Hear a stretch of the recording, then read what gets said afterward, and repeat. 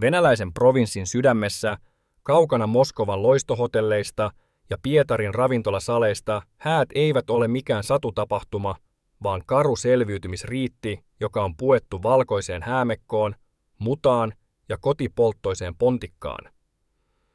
Täällä kukaan ei puhu videokuvaajista, pitopalveluista tai ylellisistä koristeista. Häät pidetään omalla pihalla, ruohotilkulla, joka on sekoittunut saveen, pressukatoksen alla, jonka joku joskus sai armeijalta. Vieraat saapuvat vanhoilla ladoilla ja UAC-autoilla, ja taustalla DJ:n musiikin sijasta kuuluu improvisoidun generaattorin hurina ja koirien ulvonta. Tämä ei ole vitsi eikä kansanperinnettä. Tämä on arkipäivää monilla Venäjän alueilla, missä köyhyys kirjoittaa omat hääkäsikirjoituksensa. Valmistelut alkavat siitä, mitä voidaan kerätä, joku antaa vanhoja pöytiä, toinen lainaa penkkejä paikallisesta koulusta ja ruoka.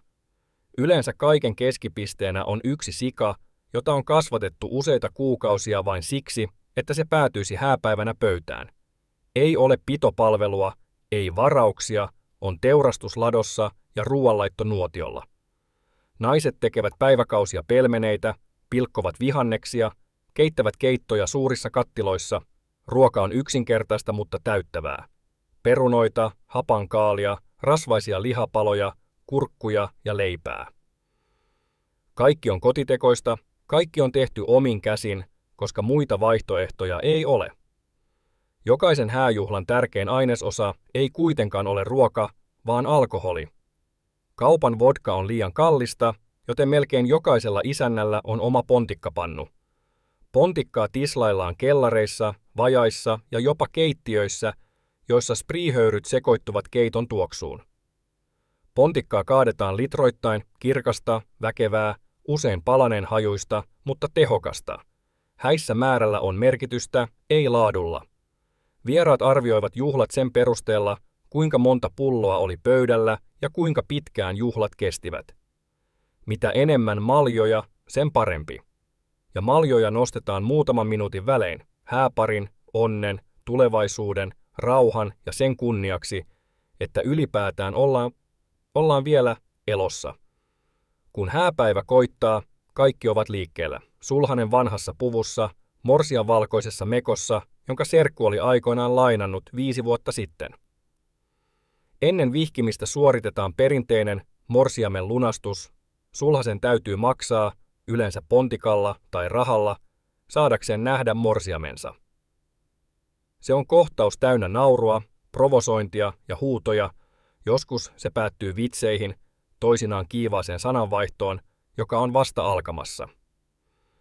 Vihkimisen jälkeen, joskus kirkossa, joskus vain maistraatissa, kaikki palavat takaisin pihalle, missä varsinainen juhla alkaa. Musiikki raikaa kaiuttimista, jotka on kytketty vanhaan radioon, ja jotkut soittavat haitaria tai kitaraa. Tanssit tapahtuvat ruoholla, mudassa tai väliaikaisella lautalavalla.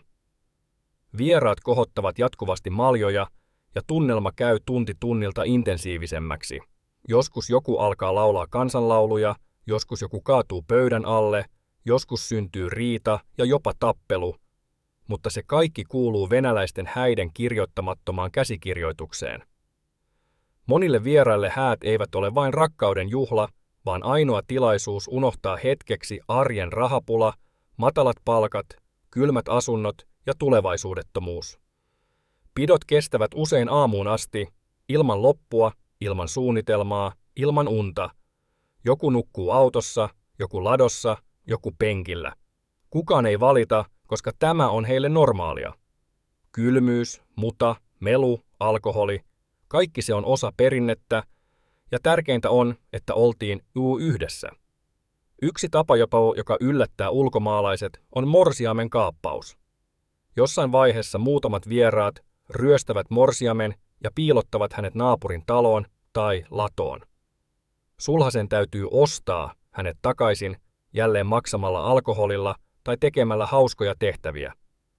Se on leikki, mutta usein se karkaa käsistä, varsinkin kun osallistujat ovat jo juoneet useita pulloja pontikkaa. Samoin toisen rituaalin kanssa hääparin karkkien heittely. Lapset kerääpäpä makeisia maasta kuin aarteita. Monille heistä se on ainoa tilaisuus maistaa mitään makeaa koko kuukauden aikana. Häät Venäjän provinssissa ovat myös paradoksi, toisaalta likaa, köyhyyttä ja rapistuvia rakennuksia, toisaalta vilpitöntä iloa, vieraanvaraisuutta ja tarvejuhlia.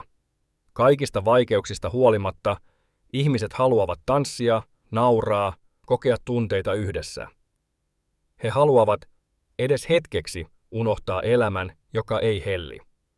Sillä tässä kurjuudessa häät ovat ainoa mahdollisuus tuntea, että jotain tapahtuu, että elämässä on vielä makua, vaikka se olisikin halvan pontikan ja hapankaalin makua. Lopuksi jää näky väsyneistä vieraista, tyhjistä pulloista ja sinne tänne viskotuista ruoantähteistä. Kuuluu vain hiljaisuus ja tuuli, joka humisee ladon lautojen välistä. Mutta vielä hetken aikaa leijuu ilmassa jotakin enemmän, muisto yhteisestä naurusta, tanssista ja maljoista, jotka muutaman tunnin ajan antoivat ihmisille luvan unohtaa arjen. Ja juuri siinä on venäläisten maakuntahäiden ydin, ei rikkaus, ei ylellisyys, vaan kyky juhlia kaikesta huolimatta.